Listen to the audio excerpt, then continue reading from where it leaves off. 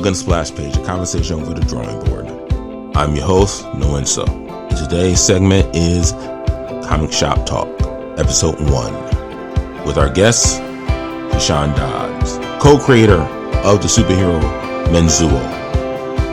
We talked to him about that, his inspiration, his love for hip-hop, his drive, and why he continued to never stop learning. All that and more right here on Splashpage. While you're at it, why don't you hit that like and sub? Really appreciate it. Enjoy the show. All right, and hold on, are we recording? I don't know we're recording. Oh, look at the right thing. We're recording. Okay. Welcome to Splashpage, everybody. I'm your host, Noinxo. Yes, I go by a different name on here. And today is our first guest for the topic Comic Shop Talk, Episode 1. Let's give it up to Keshawn Dodds, everybody. What's up, everyone? How you doing? All right. How you doing, man? I'm good, brother. Been a long time, but been grinding. I've been seeing the progress, man. I've been seeing the progress. Yeah. And thank you for doing the show. You're like, I'm very hesitant. I know everybody got their lives. So I okay, I want to get people to be guests, but I don't want to bother people. I get it. That's worth it, man. Always ask. I'm always gonna show up for you. I was very surprised. I was like this. Like, hold up. Like you reply so quickly. I was like, oh, he probably turned me down. Like, oh, he said for sure. All right. Yes. Absolutely, bro. Like this. So okay. So I've been doing. So like I said, I'm just going a little bit of tangent here about the show. This is a show I pretty much quit. Like, I ain't gonna lie, I quit this project 6 times. I'm not even lying, people. Hey, it's just put down. It's not quit. It's just put to the side for a minute. That's all it is. I like that anymore. It's like I've been putting it aside, and I finally said this summer, that's it. Buckle down. Keep grinding. That's it. And like this, I got my speed paintings done. They're up and loaded, and I keep forgetting to promote it. It's at Noinxo Doodle Splashpage. You type in nxosplashent and go straight there. But I'm doing interviews now, and I'm not gonna slow down. So, enough about me, brother. Let's talk about you. Well, the reason why you're on here, because you are the creator of Menzuo. Did I say it right? Yes, you did. I've been practicing this. I've been practicing the title for 2 weeks now. There we go. Now it's stuck. It is. I was like this, it's a Menzuo. No. It's spelled the way it sounds. Yes. Yes. I'm like, okay, so I got it right. All right, we're on a good start. I want to ask, where do you come up with this name, man? Man, I'm gonna tell you, that name wasn't my idea. That was my best friend Marcus McDowell. 1996. We were 17 years old at the time, and unfortunately, he was diagnosed with cancer, and he was in the hospital going through chemo. He always loved to draw. I was an avid writer. We always loved comic books, and we wanted to create our own superhero. So while he was going through his chemo treatments, he had to stay in the hospital because his cancer was very aggressive. So I would visit him almost every day. And one day he was like, yo, let's just do the comic. I was like, cool, I'm ready. And he was like, so we want to create a superhero so he has all the best powers. He can develop his powers as he gets older and his team comes together. But we want to make him the best superhero that people can grow up with. I was like, cool, I'm with it. So we got to come up with a name. He said, I already got the name. I was like, okay, so what's the name? He said Menzuo. So what the hell is a Menzuo? And he's like, exactly. See, because you said that, everybody else is going to have to remember it. I was like, oh, I said, yo, that's a trick. I like that. So we went with that. Too. Yeah. So we started doing the character, creating the character. And unfortunately, in 11 months, he passed away. So we were never able to create that comic book. I went into a deep depression. That was like that Marcus wasn't just a friend. That was my first friend that I had outside my family at 6 months old. So he was like my twin. When he got in trouble, I got in trouble. It didn't matter what it was. We were always like thick as thieves. And unfortunately, he passed away. So that took a lot out of me. And I didn't know what to do with anything. I was at Wilbraham Munson Academy at the time in prep school. I was just playing football, just finished the season. And about a week and a half before Christmas, I lost my best friend. I lost my brother. So I went into a deep depression and really didn't want to go to school, didn't want to do anything with life. I just kind of gave up. Nothing was put aside like the show, man. I gave up. I didn't care anymore. But I sat down with his dad that February, and he told me some things that was very like heartfelt and just made me come back to reality. And he was like, Keshawn, he was like, at 18, my son taught me how to be a man. And I'm like, Dad, how? We look up to you. You're like a god to us. He was like, well, let me tell you something. Let me tell you why. My son knew he was going to pass away. Marcus knew he was going to pass away. And he said, I know everybody's going to be okay, but watch Keshawn. He's not going to handle this well. And so I'm sitting here like, my best friend on his deathbed is worried about me? And how selfish can I be about my own life and saying that I lost my friend? I was being selfish about that. So right at that moment, I decided I knew I had to live my life for myself and also for Marcus to make him proud. His dad gave me the pictures that he was drawing, and it was in a big box, and I just kind of kept it to the side. And I just kept starting to have these reoccurring dreams. And I would have this dream of this superhero fighting under a street light, and all these monsters are attacking him, and he's blowing away. And I'm like, what the heck is this? So I'm like, okay, I'll just leave it alone. I just kept having this same type of dream. And it was so vivid. I was like, you know what? I just got to write it out. I can't draw. So I just started writing the story. And about 6 months later, I had a 300-page manuscript. And I'm like, that I always liked to write, but I never wrote a book. So I sat on it and I ended up going to college, playing football in college. I'm sitting in my English class, the English 101 class. I gave the manuscript to my professor in the first week of class. I was, he was talking about writing. So I said, this is what I wrote. He sat on it for months. Near the end of the semester, he comes running into the room. He's like, oh my God, that's amazing. I say, what are you talking about? I know I passed the test, but damn, it's not that amazing. He was like, no, the book you wrote. But I said, oh, Menzuo. Yeah, I wrote that with my best friend, told him the story. He was like, Keshawn, you have a gift. You are going to be a teacher, and that's going to be a gift to make kids want to read again. And I'm like, are you playing with me, or are you just, trying to hype me up because I like your class? He's like, no, this isn't. So he started going through the entire story. I was like, you really read the story? He's like, I couldn't put it down. He's like, I want to help you get it published. And I'm like, stop playing. So I kind of sat on it again all through college.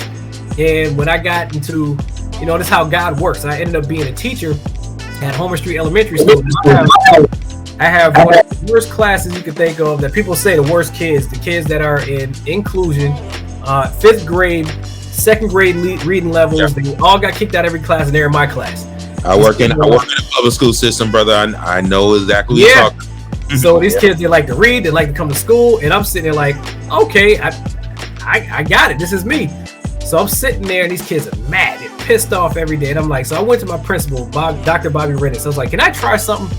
She was like, whatever you want to do it. Keep those kids in the classroom. And I was like, no. I said, I want to try something with them. So just bear with me. I want to make them bring lunch up so they don't go to the cafeteria or eat in the classroom. So I got in my class, like the second week of class. I said, okay.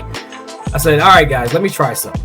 I said, I want to read a book to you. And right there, I don't want to hear nothing. I said, okay, no, let me just try this.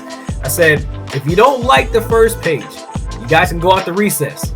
I won't read it. You did a J.K. Rowling? Yeah, I did. It was my beta test right there with the kids. So I read the first page in my book, and it was in a 3-ring binder at the time, so it wasn't even published. And so I started reading the first page, and then I closed it, and they were like, what happened to the baby? What? I'm like, oh, you want to hear the story? No, we don't want to go outside. Read the story. So no. I was like, no, y'all didn't want to hear about it now. Yeah, I was like, yeah, go outside. No, we want to hear it. So I started reading the story. So what I did with these kids, I would read the story some days, but I also started, I was like, you know what? I want to teach you guys how to play chess. It was like, oh my God, this game is. I said, no, this game is fun. It's about strategy. You got to understand how to play and get your mind to unlock to see it move before it happens, or 3 or 4 moves ahead of time. And you can actually if anybody can beat me, I'll give you an A in the class. So now their interest is peaked. So I would read the book, teach them how to play chess. Read the book, teach them how to play chess. And by the time the 1st to December, that first book was done. And I closed it, and they're like, that book was dope. Who wrote that? I said, me. Mr. Keshawn, you didn't read that. You didn't write that book. I said, yeah, I did. This is my book. So I showed them 3 Ring Minder. I said, it's not published. It's my story. What happened next? I said, I just finished the 2nd book. So I just keep writing. So can we start it after Christmas? Yeah, but let's do this. So I kept reading and teaching them. And at the same time, I stayed in contact with my professor. Ended up publishing my book that same year. In the spring of 2003, I got my book published in my class. So I came in with the published book. My kids made this huge banner. Congratulations, Mr. Dodds, on publishing your book.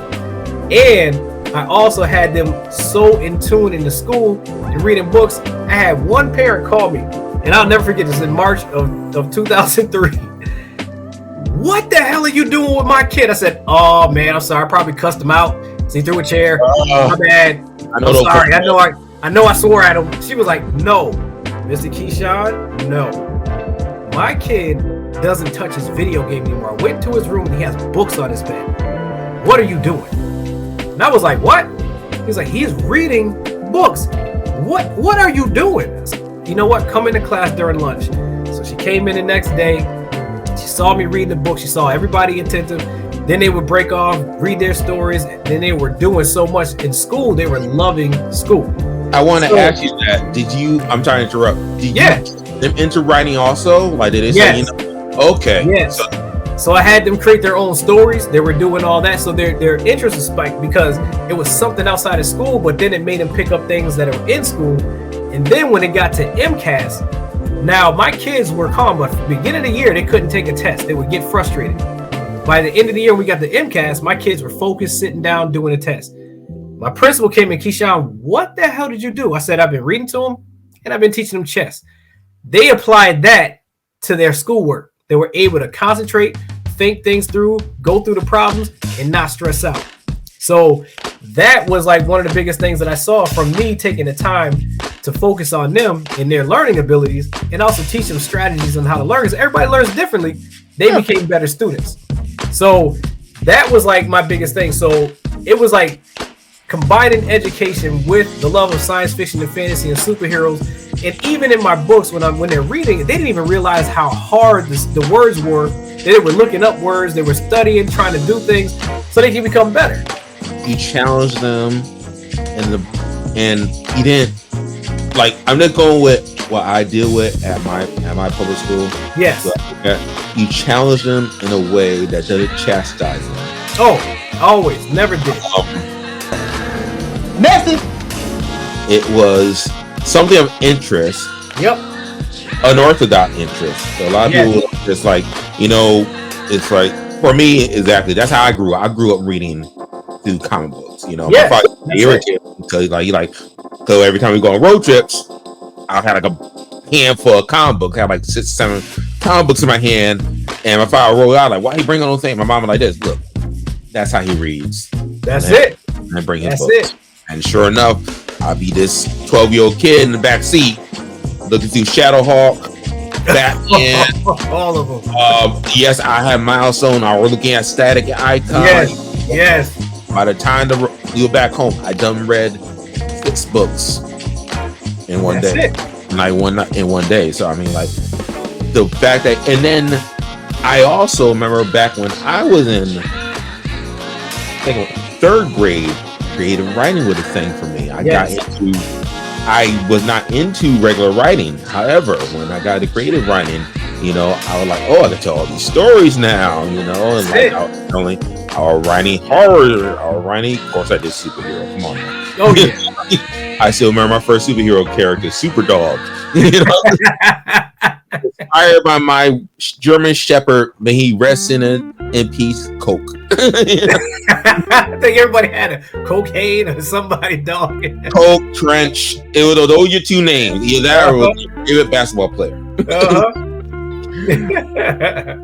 Yeah, man. But that was it. That was that spark, and it showed that my book was bigger than just a comic book or a novel with a superhero. But one of my kids figured it out. Like once I finished the first book, because I told him the story of Marcus and how this book came about. And the kid was like, Mr. Keshawn, can I ask you something? I said, yeah. Is Menzuo you? And I was like, yeah. And Solar, is that Marcus? Because he's a spirit that gives Menzuo superpowers. He protects him and he lives in his crystal. I was thinking that. Yeah.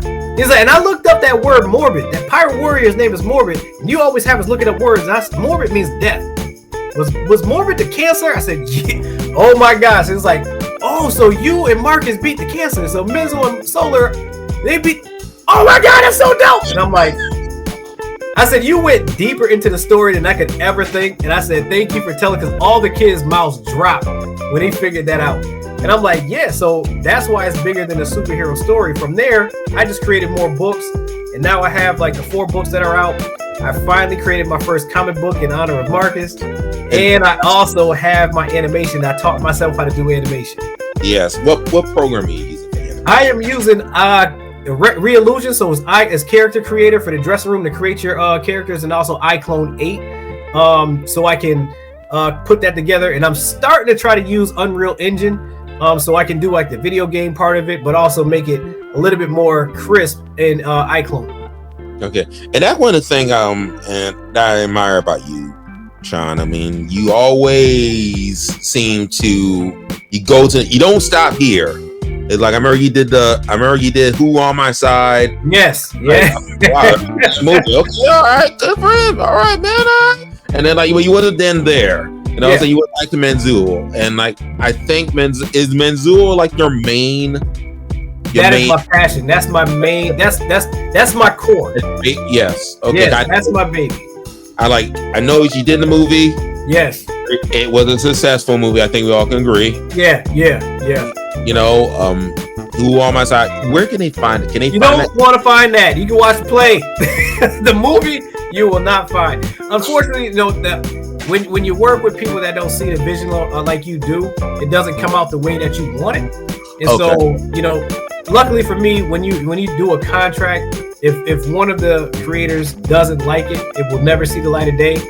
It honestly came to something that I didn't like to represent my brand. And because we all know that's how we are. But the play that I did with Ben Smith, who was on my side, we did 4 sold out shows at American International College in that theater. I'm talking out, packed out, and it was amazing. So lying, folk. I tried to get a ticket a couple of times and behind. I want to do that whole black card thing. Like, hey, Keshawn, you know me, man. We go way. Come on, like, this. You know how people show up. It was hard. It was just hard. They're like, yo, Dodds, tell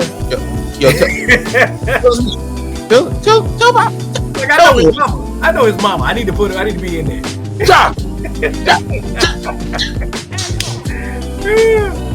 Yeah, that's how it be, man. I mean, but no, that's good though, man. I'm really proud and inspired by that, man. So that's the whole point. It's like, when I look at it, because I watch you, and when you do I know you stopped doing it, but you got to do it again, man. When you start doing your live drawings on Facebook, you're doing Facebook lives and doing your drawings. I haven't done those in a minute. I know, but you got to understand something. When I see my brothers and my sisters doing this work, it inspires me to just keep going, because I see the passion, and I don't have a jealous bone in my body. And my biggest thing is I love to promote what other people do. I want to make sure that they're successful, and I pray that they catapult past me and then pull me up, and I catapult and pull them up, and we just keep going. That's how it's supposed to be. What point of building yourself a ladder without leaving for the person behind you to climb up? Makes no sense. Makes no sense. So so what I'm doing now, man, I got so much that I created. So the funny thing, I did the Hartford Book Lit Festival, the 5th anniversary, the 5th annual one that they did. So I was in Hartford, and I set my table up, and I'm looking at my stuff, and I don't think for years I've never took time to appreciate what I created, because I'm always creating and I'm always doing more. And I'm like, all right, I got the next project. So this is already done. I love that project. This was my favorite one because this is the newest one. But I never took the time to sit down and just appreciate what work I've done. So when I turned around and I'm like, there's a speaker speaking up in the front, and I looked at my table and I had to videotape it. I'm like, holy crap, I have apparel, I have trading cards, I have books, I have posters, I have, an animation. I was like, what in God's name did I create? I said, I have all these characters that I created. I created an entire universe, and I've never said thank you to myself for sticking to it and believing in myself, even when people doubted that, oh, this can't be done. And I'm looking like God blessed me with a talent to keep pushing. And I have so many more projects coming, but now I'm in a point of appreciation, and I want to see everybody else be the same way. And I just think that what you do, especially, you have your show, like I said, you just put it aside for a minute. You have your show, you have your art, man. I'm blown away. You've drawn Menzuo before and put that. And I'm sitting here like, when you did it, when I did my second book, Legend of the Blue Diamond, you did Hydrogen. I'll never forget that. I still use them, like, holy crap. It's like this man just took it to another level. And so that's the stuff that I love to see when I see my people out here pushing. And when you think it's dark and nobody's watching, people are watching. I'm watching because I'm inspired, because everybody gets down. But I'll sit there and honestly, I'm not always on Facebook like that, but I'll scroll down, and if I see Ali posting, hold on, holy crap, how's he drawing like that? I got this new thing I'm doing on my iPad, and I'm gonna draw. I'm like, what the heck is this? How the hell? Yeah, see, I pay attention, brother. I watch. So hold on. He brought up. Yes, I know he not blowing smoke up. But I just recently posted stuff about me. I'm trying to get to further my style, and so I bought an iPad stuff for another project. This is not just stopping at like speed painting and conversation. I'm doing a thing with it. But the fact that he brought my iPad, that I almost brought that thing back. I almost brought that thing back. I was getting frustrated with that thing. Wow. So you're hearing it first. I will be back at live drawing after hearing this. I'm not sure when I'm gonna go back to it. First, I gotta get I'm a one-man machine band here. I'm literally editing, creating, setting up interviews. I didn't finish interviewing Tim Jones. I'm in the process of editing these 2 interviews. Yep. 3 up here. So I mean, it's a lot of work. I know, brother. I know. But I know it's gonna pay off. But that's what I appreciate about you. You got to understand something. It's like we don't get stuck with what we don't have or who's not helping us. If it's something that we need to teach ourselves and it's going to take a little bit longer, we're going to do it. Oh, yeah. Because at the end of the day, it's for us. It's for our own satisfaction, and we can share it with everybody. But then once we unlock that pathway, we can say, hey, this is how I did. The same thing with the animation. I had no idea how to even draw. But 3D animation, I watched on YouTube, took the classes that I had to take, and took my time with it. And it took me a year to create my own 30-minute animation. It's on YouTube now, where people have been watching it, and I'm trying to tie that in Marcus McDowell's name with my fraternity, and anything that's raised through YouTube, we're trying to donate that to St. Jude in Marcus McDowell's name. So that's So my animation is that's the pathway to open up bigger doors. And so I'm creating this stuff. We have so much fun, man. Maybe I think you want to be a voiceover for one of the characters. So I think I got to get you on board. This is what I do, man. It's a lot of fun. You have my number. You know where I'm at. I'm calling. So my question for you: do you want to be a superhero or do you want to be a villain? I'll say this: wherever you feel best suits me. You're like, okay, you be like, this is Noinxo right here. This is Noinxo. Like he'll like this, and I got a few brothers that I mean, it's so much fun when you're doing. I'm doing like I do the storyboarding, and then I put the stuff together, and I send it out to them with the script, and you hear one person read, and then I'll send it together. Wait, I gotta record that again. This man outshined me. And it's it gets so much fun we're kids and we're kids again. Like we're playing with our action figures. You know, and that's what I'm talking about. I hear people say about comic book 50s. Like, you understand?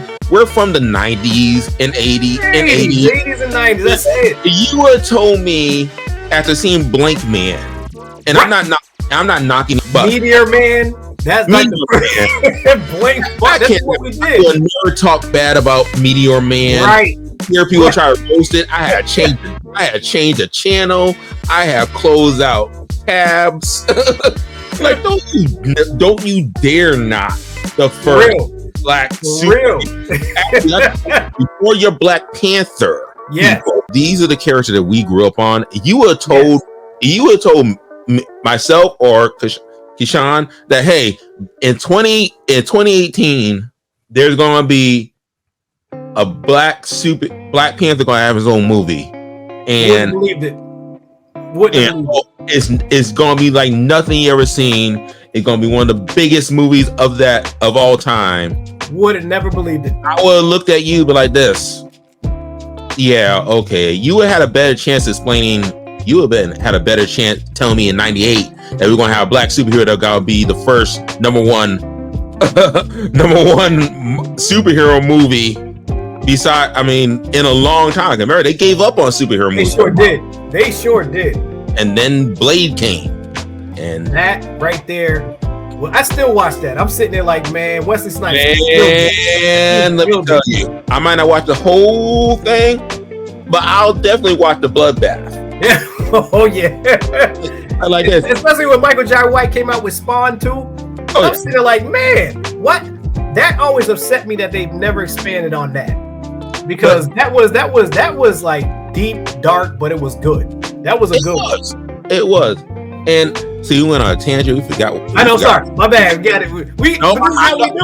I'm the host. I know I should be knowing what's going on. Like, this is your show, no. You should know what you're doing. But this is how it is when you get into creatives. What you see from what we've seen as a creative and how we've been inspired to do what we do. Yes. And so, like I said, you get on these things and you got to pull inspiration from somewhere. Yeah. That inspiration comes from Marvel, from DC, from Dark Horse, whoever else is out there. We get inspiration, and like I said, the people that you see doing, like a me and you, a Braxton Cosby that has Cosby Media Productions that I'm working with, we don't have a jealous bone in our body. We're inspired because we see that the door is open for us to do the same thing. And so that's where creativity and collaboration really work. Absolutely. I hear people that, they usually, sure, we heard celebrities say, like, oh, if I would have dropped the beef with that person, we could have done, like, yeah, you could have. Yeah, you could have. That person's gone now. You should have. Right. You should have. And that, that's the ego that gets in the way. And I've been that way ever since I stepped into the field of art. I have a passion for it. And when I see somebody doing it, I want to support them more, because sometimes you just need that one person to say, hey, let me push you a little forward because you inspired me. And that makes them want to keep going, because I've been knocked down and put Menzuo aside for a little bit because of things that happened. And I was like, man, this is not going the way I want it. But then I'll have like a Crystal Center Brown, who's one of my writing sisters, Keshawn, we need Menzuo. When she told me that, I'm like, why? She's like, you inspire me to keep writing and keep doing. We believe in you, and when you're gone, it's not good. And I'm like, how does that my presence have that much impact with people? And it seems like this community is very inviting and wanting to make sure you succeed. It's not one that just he's gone, so let me step in his place. No, it's like, come on, we need you too. So let's build. Let's keep building that, and that's what I love about it. Awesome. Man, I'm glad we connected. again. But I gotta go back to, well, we gotta stay on target though. Yep. Okay, so like I said, with Menzuo, you came up with the name. By Marcus was a co-creator. Yes. What was it? Let's talk about the universe of Menzuo. You worked on it for a while. Yes, I did. And when do you figure out, you gonna turn this into a universe? Were you playing on? I know you could have took this idea, went to Image Comics. Yeah. They're very independent. They're an independent comic book, but they also a lot of creator owned is on there. But instead you took this, you said, no, I'm gonna do this my way, through my creative form. And when do you decide that Menzuo should have a universe? That was right off the bat. It came right when I finished that first book, and it's almost like when you got the first tattoo, you got to get another one. And I was like, man, I can't have the second story take place on Earth, because people are asking, like my kids, where is he from? You talked about Yardania, and I'm like, so I explained it in the first book. So I was like, let me take people out there. So what I did, tying it in with education, we have the North Star. We always look at the North Star. We see where the North Star is. We don't understand that there are planets that circle the North Star on the same plane. That's where it's the outer realm of our universe, is where Menzuo, Yardania, Exervo, the Pirate Warriors planet, and all the other existing planets that have life are out there. And then the South Star is what we circle, that they're looking at and they see us, but they can't see the planets. And why our planet is the only one that has life on is because the past Universal Protector destroyed those planets. And life on those planets either move and reside on Earth, or they move to the outer realm for safety. So that's how I created this universe, and it just kept growing. And then I hooked up with Braxton Cosby with Cosby Media Productions in 2014, and it was just funny as hell how that came about, because he was like, man, this has to be God-given, because you created the foundation for the universe that I've been dreaming of. And I was like, how? I was like, Keshawn, you have pirates in your story. You have pirate warriors in your story that try to take over the universe. I have pirates that we've been thinking about. And as all this stuff came about, so we have the Cape superheroes that live in Hero City, which is Chicago. That's Braxton Cosby's. Kyle Champion has the Majesties of Canaan that take over superheroes that are in parts of Africa. And then we have the Bark series by Daniel Payton, and we have Metatron by Lawrence St. John. And we have so much that is coming together. And the foundation, and I'm blessed to say the foundation of the universe, of the Infinity 7 universe, started with Menzuo. And Braxton has built on this whole thing. That's why we have the Infinity 7 team that's together. We have books that are coming out, comic books, animation, just so much more. So that foundation started, it was right off the bat with me. The universe had to be created, and then the right people came together to form a better part. So we have our own DC universe, we have our own Avengers, we have our Infinity 7 universe right here. Okay, I was going to get, and going into following that, I was going to ask, you have so many characters. Do you ever get an idea of saying, like, let's put Menzuo to the side for a second, like talk about some of the other characters, give them absolutely. And so the next one, the one that I'm really going to be focused on, the one I'm focused on the most is going to be Princess Amiata, because in the fourth book, she sacrifices her life to save the universe. So now she's in the middle of the 7 realms. And so she has a story that comes out about herself. But then once I finish this, I'm going to write the story of the first Universal Protector, and how our universe is set. So it's almost like, because Star Wars was one of my favorite joints. You know how you write these stories, then you have the backstories that lead into this. So that's what that is there. So it's so much. That's why it's like so creative to have, the spirit of science fiction and fantasy. You can do that. So yes, there's going to be spinoffs and everything else. So I'm always creating. Oh, this is so dope. No, I'm really happy we did this, man. Absolutely. Okay, so we definitely gonna get spinoffs. Yes. I ain't gonna lie. I'm a little fascinated with those pirates, those space pirate warriors. Oh yeah, they're good. With this being said, I know with the whole comic book genre now blowing up, can you talk about it? Had been any studios that say, hey, we've been hearing about the Menzuo, we'd like to sit down with you? Or it's a silly question. Of course, you would like to one day have the character on the big screen, but absolutely. Have you gotten emails at least from a couple of studios saying, like, hey, would you be interested in sitting down with us? I know this is your baby, so you got to like, hey, like, like I know these are going to be under your condition because eventually we'll see Menzuo on the big screen. Oh, you definitely will. I mean, and this is where it comes from when I talk about family and progress. We go together. Dr. Braxton Cosby, who owns Cosby Media Productions, he's been approached by a lot of different companies, and we're just looking at what's going to fit best for all of us. Yeah, I want to ask, like, how do you go about that? Like, what? Well, he honestly, he's been sitting down and you talk about the biggest thing is ownership and creative rights because we all know bad deals. You know, if you sign off and then your character takes a whole different turn, it doesn't look like what you wrote. It has nothing to do with what you did, but they're using the likeness and everything. So it's honestly the creative process of how much rights you have to it and how involved for all of us. And we said it's not about the dollar amount that comes to us because that's it. We want to see this thing progress where our kids are talking about Paladin and Menzuo and Metatron and the Majesties of Canaan. We want our kids to be like, yo, I want to see our costumes, not just movies, everything that's out there, but we have the creative rights to take it where we want it to be, from animation to live action and everything else, because we have the vision and we have the ownership. So why lose it? Of course. Yep. And that's what we don't want. We've seen it happen. You saw it happen with Static Shock. You see when they signed on, and where is it at now?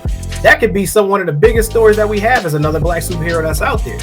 But that's what I'm talking about. We know the horror stories of once it hits mainstream and it's out there, and we see the people that were the creators get the thumbs up and thank you, but they never see the generational wealth behind what they created. Now I know what this is. Menzuo has everything that people can offer, from books, comic books, animation, trading card games, apparel. We have action figures we're about to be making. So we have the foundation. We just don't want to give up the rights where we're looking in the room when we created the room. I like that. I like that. I might use that. Exactly. Looking in the room when we created the room. But I mean, I think, and I go back to this just because I just read a topic about this. We learn from hip hop. Yeah. Oh God, yes. And now, and I'm sure you saw the post saying that hip hop now sales are down 40%. This was our baby. Yes, it was. And look where it went when it got into the hands of other people. And look what it turned to and how it's marketed. The purity of hip hop and what we know as hip hop and artists is a dime a dozen now, or the underground. Everything that's mainstream is out there just for clickbait, for people to make money, and us to be just how do you say it? Stereotyped on what we are. Yeah. And the pure music of what we have in hip hop is gone. The style of hip hop is gone. And that's why it's like, if you read my books, you'll see there's a lot of hip hop that's in there. The ambassador in my first few books, Ambassador Nails, is actually based on my favorite rapper of all time, Busta Rhymes. That is my character in the book. And we're gonna tag Busta Rhymes on. Yes, you better. And then also in the second book, King Eo's Taff is Fat Joe backwards. So that's what I have. I always give tribute to hip hop in my book, because that's some of the stuff that I saw for me as my foundation. If I'm not listening to Busta Rhymes, I'm listening to the Black Panther soundtrack, and I'm writing or I'm doing my animation. It's my motivation. Hip hop is a part of me, and it's a part of my book. So everything that's in there, that's where I get my creative flow from. We got that from growing up. I mean, how many times you just sitting in the room and you just doing this? And they're like, what you listening to? Huh? There's no music on, so it's in my head already. Yeah. It's already there. It's in our soul. 8th grade. I remember Miss Manfanese look at me. I'd be like, she'd be like, walk over. She'd be like this. Like, thank God there were no ear pods back then. Right. We'd be in trouble. Oh man, if you were busting me, I'd be like, huh? I swear it's church music. No, but yes, you are right. We are that we are creative souls. Absolutely. And you are not kidding when you say you have a encyclopedia on this stuff. I remember I offer my talents to you. Say like, hey, let me draw so many characters, and you literally drained my ink. I'm not kidding people like this. Like the way that the show gonna be shown is like you won't see our face, you're gonna see the drawing, but I might actually figure it out. But see how thick this paper was, and that how much paper was used for this information.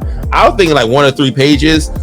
I actually went to 7-Eleven and got myself a coffee. The thing was still running.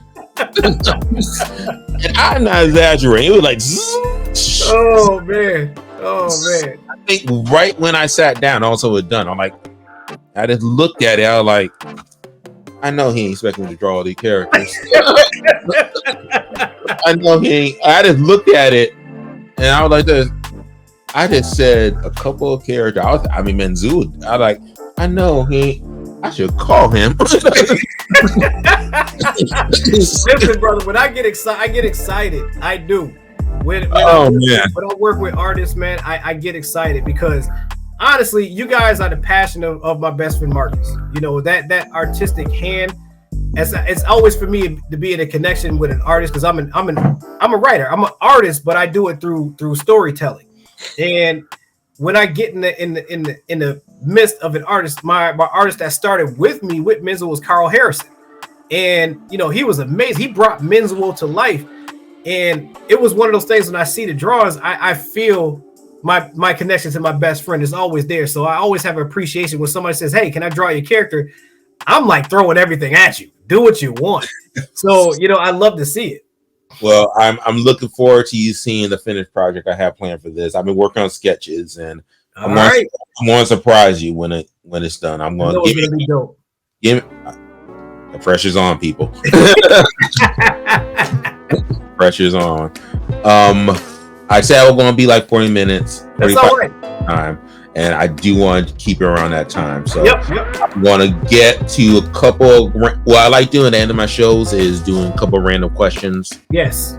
So they're either going to be yes or no question. Either way, there is no wrong answer. Gotcha. So here we go.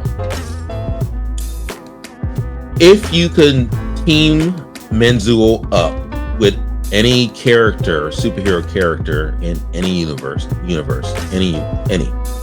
It could be team up or versus. Ooh. Who would it be? Oh, team up. We go team up. You can do both if you want to. So yeah, I'll give you both. If I could team up with a superhero, I gotta go with Goku. Really? Dragon. Yes. That is my guy because he is silly as God be known, but he is powerful. And his storylines are crazy. His storyline, he is goofy. Like if I was a villain, I'd of course be like, I'm gonna whoop this dude. But he likes being whipped, and it's like, why? So he'd be like, oh wow, you're really impressive. Wow. Exactly. Right. I didn't kick you 30 miles down. You literally dug a hole to the pavement where the water's popping up.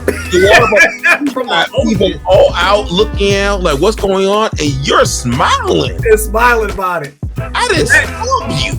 That's the part. That's what I love. And I see you. Then he like this. Well, it's my turn now. That's it. Like, and if I say the villain, I mean, listen, we have so many that are out there. But the closest villain that I would love to fight, it would have to be like a Thanos. Just the way that, because if you ever just read the story of Thanos, because he has his own story. Yeah, he does. A lot of people that just watch the movie think they know Thanos. Oh no, Thanos has a story. And his story is crazy, and how he became the way he is. And it's just like you're right, but you're wrong. And you think about it, if you really want to break it down, it's kind of a love story in a way. Yes, it is. Puts it to hell, but yes, he does it to impress the woman he loved, who is Lady Death. Lady Death. And you think about it, it's like You could have wrote her a song or something. No, you really got to take out some flowers, dude, for real. You could have bought a card. Yeah, but it's on that level of, you know, like when you guys get to read Infinity 7 War of Gods, that's going to be coming out hopefully by Christmas with myself and Braxton Cosmos, a joint book that we wrote.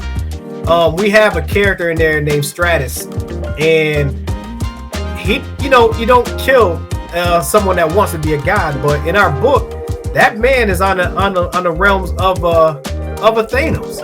So it's amazing at how, you know, you have two authors that come together and write a story. We did the first one with myself, Champ, and Braxton. And the second one, Champ was a little bit too busy with his own project, so myself and Braxton wrote the second one. It's amazing. It's just amazing. Like, when you create these characters, there's always a backstory. And everybody's backstory of a villain is like, oh, they're just bad. No, they're actually really good.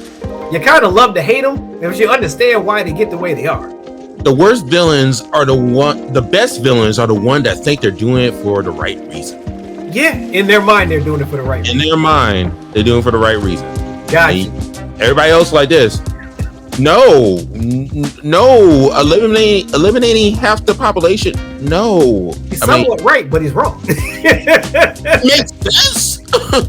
But what are you doing about it? No. Just a tad. You know, how can you get the pizzeria down the street? Or I could use the bazooka to blow up that house and that house right there. We get there quicker. No, let's just go around the block. Okay. All right. My next question is your definition of passion. My definition of passion, when it never leaves you, even in your darkest times. Something that just makes you feel at peace and makes you just want to keep going, regardless if you get one hand clap or none. That passion to succeed, to be strong, that is my definition. Just having that fortitude to do things even in your darkest times. All right. And my last question. You see a kid that looked like he completely drained. Yep. What do you say to that person? I swear, if I see a kid that's completely drained, let them know I've been there and it gets better. And the next thing I do is give them my book. All right. And I tell them, if you don't like the first page, I'll give you $20. I haven't lost yet. Well, Keshawn, thank you for being. No doubt. Thank you. You're like the third person I interview.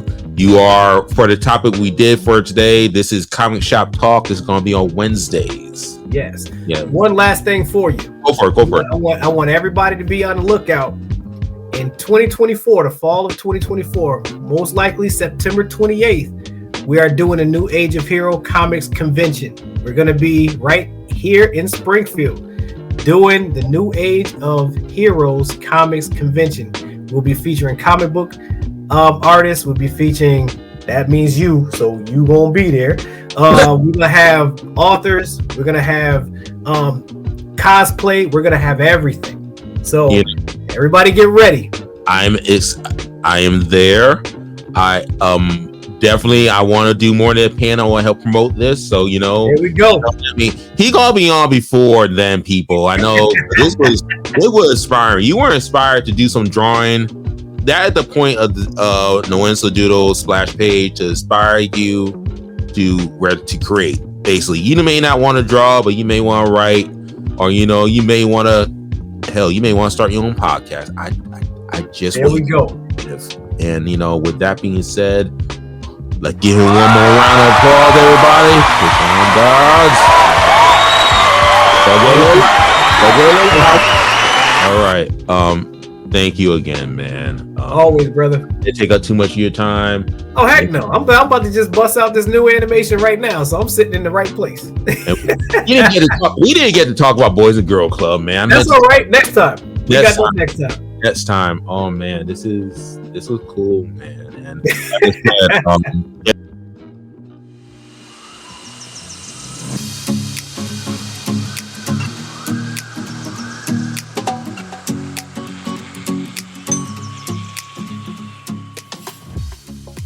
Once again, let's give it up to Keshawn Dodds, everybody.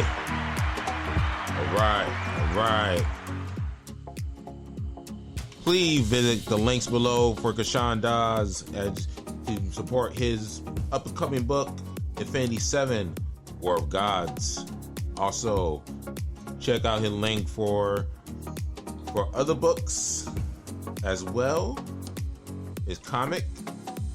You want to get some information about his animated project coming up? You can see some of the voice actors. Pretty sure my face will be up there as well soon. As well at the upcoming event was again next year, September 28th, New Age of HeroCon. Can't wait for it. Also, I want to give you guys a round of applause. Thank you for your time. Thank you for listening. Splashpage is a proud Chief Sons production. You can also visit me at Twitch, Instagram, TikTok, you don't stop. Patreon coming soon. I'm just trying to gather a couple more followers, a couple more subs actually. I don't like saying followers, I like prefer subs. I get, I don't know, say 500, I put it up there, but until then, you just want to show some support. Preferably, I like that like and sub, but you know, you want to help it financially, that helps too. I have a Cash App and a PayPal, but most importantly, hitting that like and sub, and every once in a while sharing the project will help a lot. Once again, thank you for listening. Thank you to our guest, Keshawn Dodds. And until next time, this is Splashpage. I'm Noinxo. Peace and blessings. Take care.